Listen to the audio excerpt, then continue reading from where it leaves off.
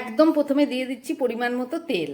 Gas কিন্তু ধরাইনি। এবার দিয়ে দিচ্ছি একটু এলাচ, সঙ্গে দিয়ে দিচ্ছি দুটো তেজপাতা, এখানে দিয়ে দিচ্ছি কেটে রাখা পেঁয়াজ, আর দিয়ে দিচ্ছি কয়েক টুকরো ক্যাপসিকাম। ক্যাপসিকামটা অবশ্যই দেবেন।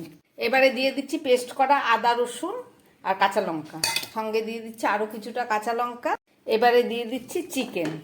এবারে দিয়ে দিচ্ছি পরিমাণ মতো নুন, সঙ্গে দিয়ে দিচ্ছি হলুদ গুঁড়ো, দিয়ে দিচ্ছি ধনের গুঁড়ো হাফ চামচ, দিয়ে দিচ্ছি জিরের গুঁড়ো, আর সঙ্গে দিয়ে দিচ্ছি লঙ্কার গুঁড়ো। সব কিছু দেওয়া হয়ে গেছে। আর দিয়ে দিচ্ছি সামান্য গোলমরিচের গুঁড়ো। সব শেষে দিয়ে দিচ্ছি মশলা ধোয়ার একটু জল। সব কিছুই প্রায় দেওয়া হয়ে গেল। এবার আমি একটা ঢাকা দিয়ে দিলাম। গ্যাসটা কিন্তু এখনো অন করিনি। এবারে আমি গ্যাসটাকে অন করে দিলাম। এবার 1 মিনিট ফুল আঁচে থাকবে, আবার 4 মিনিট গ্যাস কমিয়ে এটাকে ঢাকা দিয়ে 5 মিনিট আমি রান্না করব। 5 মিনিট পরে ফেরত এসে দেখাচ্ছি। নাড়াচাড়া করব না। ঠিক 5 মিনিট পরে ফেরত আসলাম, ঢাকা খুললাম। এবার নাড়বো। দেখুন একদম জল শুকিয়ে গেছে। এইভাবে ঠিক 5 মিনিট কষিয়ে নিয়ে রেডি হয়ে যাবে আমার চিকেন।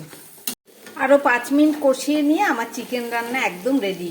যারা ঝোল খেতে পছন্দ করেন তারা সামান্য জল দিয়ে দেবেন।